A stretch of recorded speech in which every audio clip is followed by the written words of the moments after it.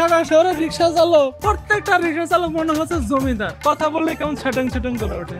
জানেমান, তুমি মাইন্ড করো না, আমি কিন্তু একেবারে অশিক্ষিত না জানেমান, আমি ক্লাস 8 পর্যন্ত পাস করছি।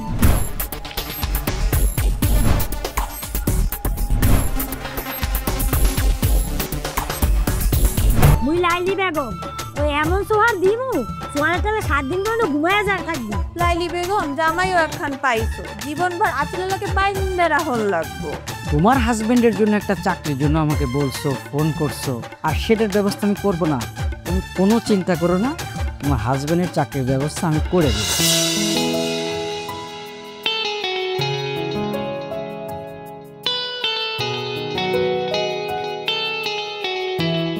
দুনিয়াতে আসলে তোমার চেয়ে আপন মনে হয় আমার আর কেউ নাই।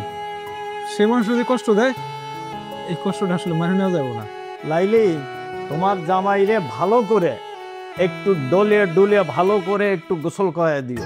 আমি আবার নিশ্চিত যে আমার চাকরি হবেই, চাকরি আমার লাগবেই।